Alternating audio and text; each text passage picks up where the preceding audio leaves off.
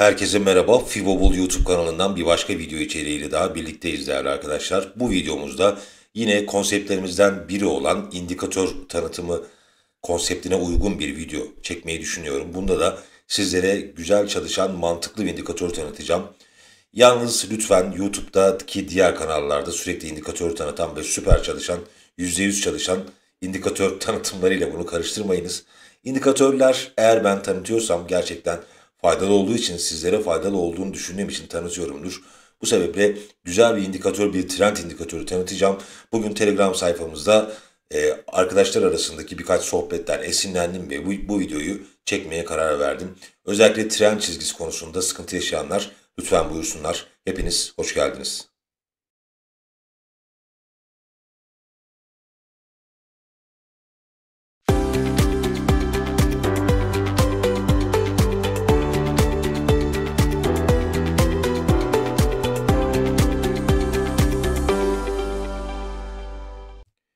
TradingView göstergeler ekranına şöyle yazalım sizlerle birlikte Trend Lines diye. Yani trend çizgileri değil mi? Trend Lines'ı yazalım ve Trend Lines Volume 2 V2 Lansam W isimli sihirbaza ait Trend Lines Volume 2 indikatörüne bir kez şöyle tıklayıp grafiğimize ekleyelim. Şimdi grafiğin default ayarlarından önce bahsedeceğim çünkü bazen arkadaşlar ayarlara girmeyi denemiyorlar ve indikatörün karnesini sadece default ayarlara göre değerlendiriyorlar. Mesela şu an default ayarlar, sıfır ayarlarla ekranda hiçbir şey görünmüyor Ekos hissesinin günlük grafiğinde. Peki şöyle bir ayar kısmına girelim. Şimdi şurada ayarları bir sıfırla diyeyim, belki farklı bir durum olabilir. Peki şimdi ayarlarda bakın Start Here, yani bu aslında trend çizgilerini otomatik çeken bir indikatör. Peki bu çizgileri zaman dilimine göre mi çekeyim ben? Neye göre çekeyim? Bunu en baştan size indikatör soruyor.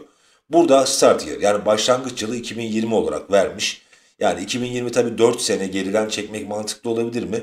Bazı konularda mantıklı olabilir ama kısa zaman diliminde birazdan örnekler vereceğim. Mesela bunu siz isterseniz manuel olarak, hayır kardeşim 2020 çok eski, 2024'ün başından alsam bana yeterli diyebilirsiniz. Tamam diyelim. Şimdi grafikte herhangi bir değişme olmadığını gözlemliyoruz. Dolayısıyla burada ayarlar anlamında bir sıkıntımız var. Start month başlangıç ayı, start day başlangıç günü. Bunlar zaten dediğim gibi zamanla ilgili şeyler, zamansal konular. Peki bakın burası önemli bir nokta. Pivot periyot. Yani pivot periyodu. Yani işte pivot seviyeleri var biliyorsunuz fiyatlanmaların. Buradaki hangi pivot seviyelerini, geriye dönük ne kadar pivot seviyesine bakayım ben diyor. Bunu düşürerek veya yükselterek farklı ayarlamalar seçebilirsiniz. Şimdi bakın pivot periyodu ben şu anda 20'den 10'a düşürdüğümde günlük grafikte Ekos hissesi için bana şöyle muazzam sayılabilecek bir trend çizgisi çekti. Gördük mü? Şimdi bu ayar bakın başka hisse senedinde değişecektir. Hatta farklı zaman diliminde de değişme ihtimali olacaktır. Dolayısıyla burada ideal çizim yöntemini bulmak için biraz da sizin çaba göstermeniz lazım. Ne demişler? Her şeyi devletten beklememek lazım değil mi? Ya burada biraz sizin de bir emek göstermeniz lazım. Şimdi bakın günlük grafikte bana aslında güzel bir trend çizgisi çekti değil mi? Şimdi şöyle bir yöntemi izleyebilirsiniz. Burada bakın şu trend çizgisini bu çekti, bana bunu verdi. Şöyle çizelim bunu. Bu artık elimizde. Çizgi değişmiyor çünkü. Şimdi gelelim 4 saatlik grafiğe. 4 saatlik grafikte bu çizgi hala geçerliliğini koruyor. Peki indikatör bana 4 saatlik grafikte şu an herhangi bir çizgi vermedi. Neden? Çünkü bakın bir de şöyle bir ayar var. Number of pivot points to check. Yani kontrol edilecek pivot sayısı, pivot noktası sayısı. Ben bunu 10 değil de 5 yaparsam biraz daha fazla pivot bölgeyi kontrol edecektir ve bakın şimdi şunu silelim tekrar. Bakın şimdi de 4 saatte bana böyle bir trend çizgisi verdi. Gördük mü? Yine muazzam temaslar. Trend çizgisiyle ilgili sıkıntınız var ise ben şu anda videonun sağına soluna bir yerine yerleştirmeye çalışırım. Eğitim kanalımızda, eğitim serimizde ücretsizdir tamamen.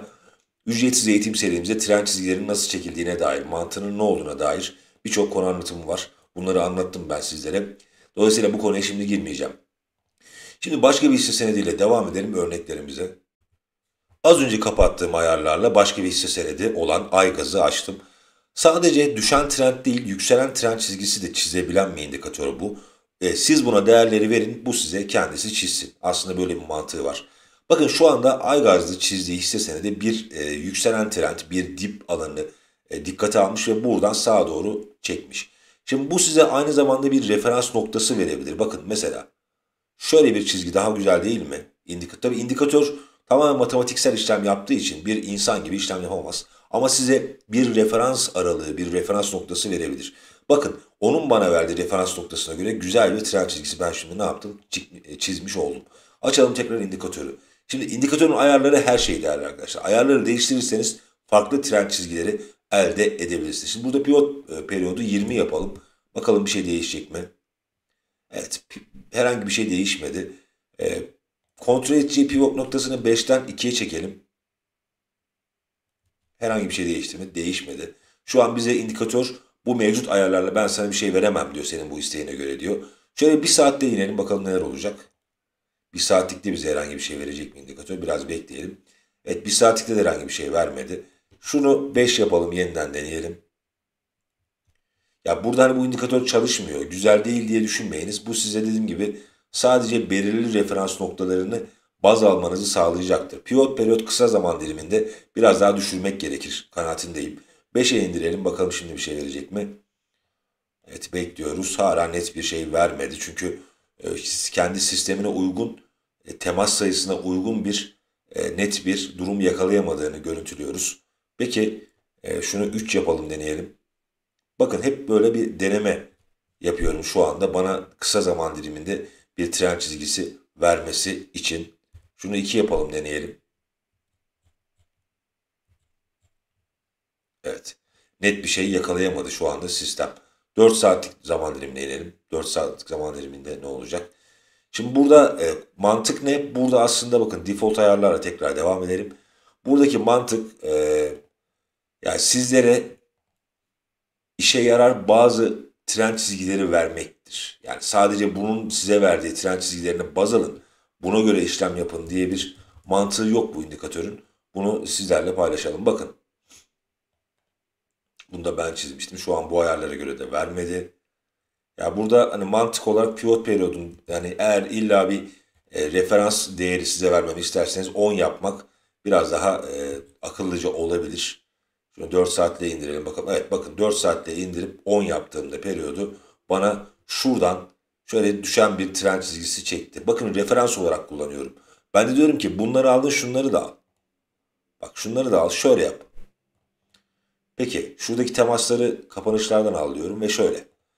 Bakın şimdi indikatör sayesinde bir referans bana sunduğu ve güzel bir aslında düşen trend çizgisi çekmeye yaradı. Bir de farklı bir ticari üründe deneyelim, sonra bu videoya son verelim. Kripto tarafından bir örnek verelim. Kriptoda Ordi paritesindeyiz. Bu arada kriptocular için ilerleyen zamanlarda güzel sürprizler olabilir. Borsa haricinde kripto paralarla ilgileniyorsanız. Bakın şimdi şu an indikatör bana şu mevcut ayarlarla bakalım bir 20'ye 3 ayarlarıyla yukarıdan bir düşen trend çizgisi refere etti. Şöyle yapalım. Ha, ben olsam dediğim gibi indikatörler yani bir teknik analizci kadar güzel çizim yapamazlar. Ben olsam bunu şu şekilde çizerdim ki daha fazla temas alabilmek için.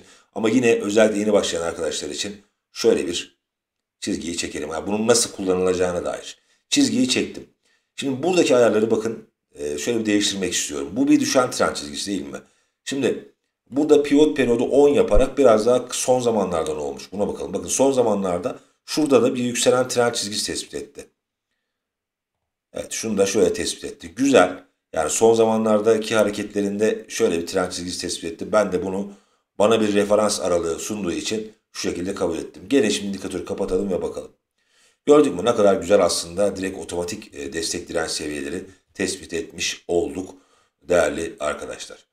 Yani trend çizgisi konusunda sıkıntı yaşayan arkadaşlar zaman dilimleri arasında değişiklikler yaparak bu indikatörün bizlere sunduğu trend çizgilerinden faydalanabilirler. Hani en azından özellikle yeni başlayan arkadaşlar, bilirim ben de bu yollardan geçtim. Şuradan mı alsam böyle çizsem, şuradan mı alsam şöyle çizsem acaba gibi bazı ne diyelim böyle belirsizlikler yaşayabilirler. Ama bu indikatör en azından bu anlamda özellikle yeni başlayan arkadaşlara bir yardımcı indikatör olarak kullanılabilir. Hatta yüksek zaman diliminde trend çizgilerini tespit edip çizip indikatörü kapatıp bakın şöyle bir mantık.